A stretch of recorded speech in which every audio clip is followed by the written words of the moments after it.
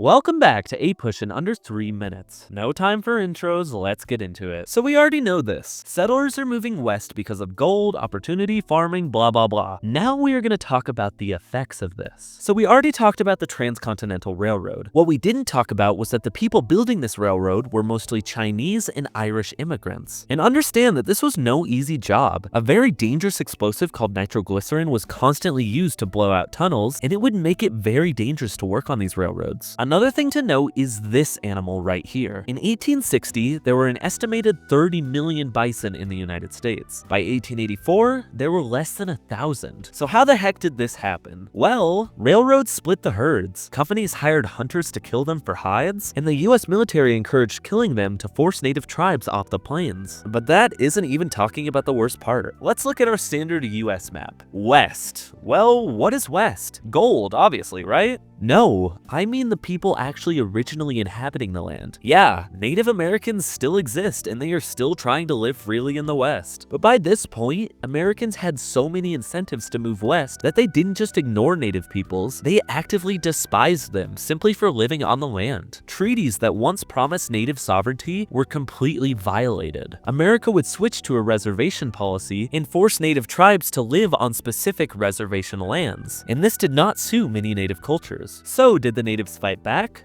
Of course they did. It started with Sand Creek, which was the first major show of federal betrayal. The Red River War ended native resistance in Texas and Oklahoma. The Nez Perce War ended organized resistance in the Northwest. The Apache Wars dragged on for decades but ended when the Geronimo surrendered in 1886. Now there were native victories too, like the Sioux Wars and the Battle of Little Bighorn, but those wins were temporary. Everything all came crashing down with the Dawes Act in 1887. This divided native land into private plots, giving the quote surplus to white settlers. This led to the loss of over 90 million acres of native land. And around the same time, a spiritual movement called the Ghost Dance spread among tribes. It symbolized hope for a world without white domination. And of course, the US white-dominated military saw it as a threat, and it all culminated in the Wounded Knee Massacre. This would kill 300 natives and end the so-called Indian Wars across America, the Indians being the obvious losers. If you can't tell, America are not the good guys here. They took land they promised not to take and killed thousands in the process. In fact, if you live in any of these states, you are living on technical stolen land as we speak. It's unfortunately one of the darkest parts of American history. With that, here are your AP style questions.